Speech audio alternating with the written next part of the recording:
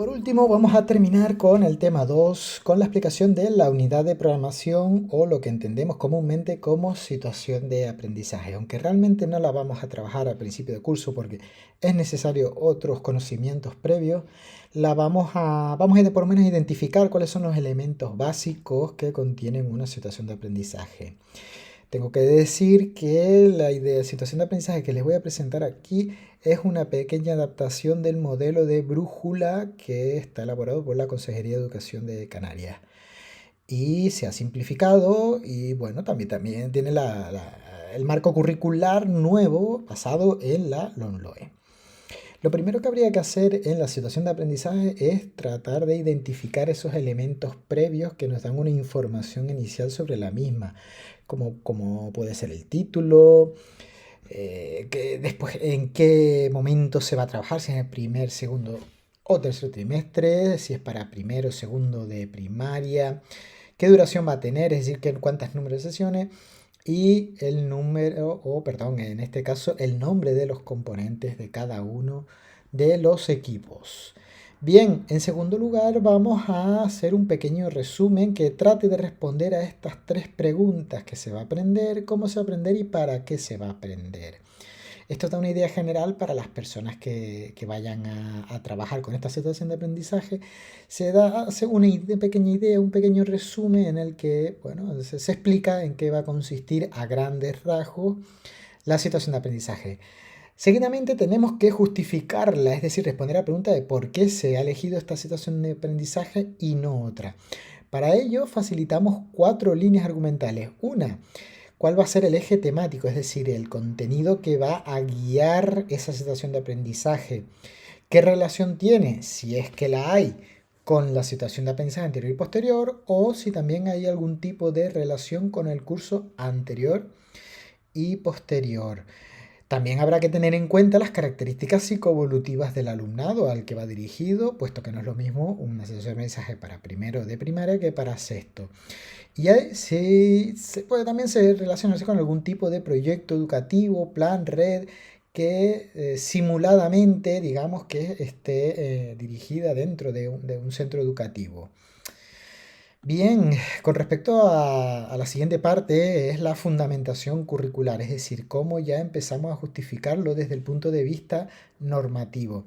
En este caso hay que especificar qué competencia específica es la que vamos a trabajar y cuáles son sus descriptores operativos correspondientes, de los criterios correspondientes a cada una de las competencias, cuáles son los que se van a trabajar y asimismo cuáles son los descriptores operativos vinculados a este criterio o criterios, si es que se van a trabajar uno u dos.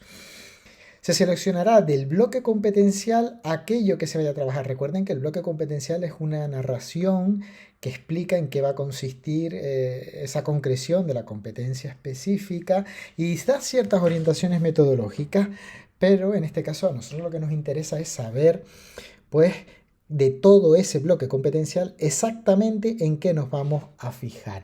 Y por último, cuáles son los saberes que se van a trabajar dentro de esta situación de aprendizaje.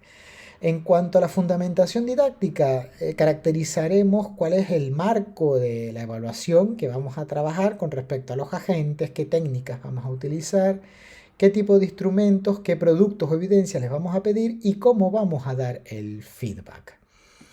También dentro de la fundamentación didáctica vamos a ver qué estrategia metodológica vamos a seguir, que tendremos que seleccionar una de estas tres estrategias o dos o tres si es que vamos a trabajar todas a lo largo de la situación de aprendizaje, así como los estilos de enseñanza que se van a utilizar durante toda la situación de aprendizaje, que puede ser un estilo como la asignación de tareas o una combinación de varios.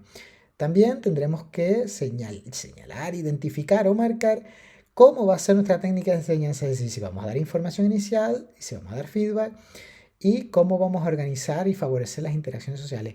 Y por último, si a esta sección de aprendizaje tiene algún tipo de relación con otra asignatura, en el caso de que sea interdisciplinar, o si se adopta un enfoque globalizador en el que se trata un centro de interés y las disciplinas pierden un poco su sentido para hacer aportaciones más concretas, o si simplemente se trata de una situación de aprendizaje disciplinar que solo tiene en cuenta la educación física.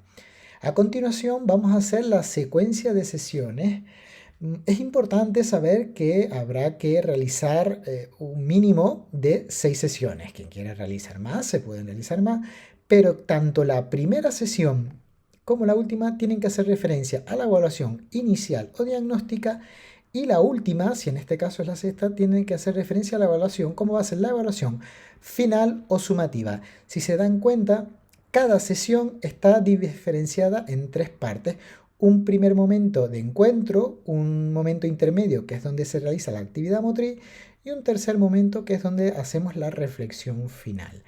A su vez veremos qué instrumentos vamos a utilizar o qué productos vamos a emplear, en el caso de listas de control o rúbricas, etcétera, cómo los vamos a agrupar, qué recursos, en qué espacio y además cómo vamos a trabajar esa atención a la diversidad que es tan necesaria. Y por último, haremos una valoración de la situación de aprendizaje. ¿Qué he aprendido a la hora de realizar esta situación de aprendizaje y para qué me ha servido realizarla desde este punto de vista?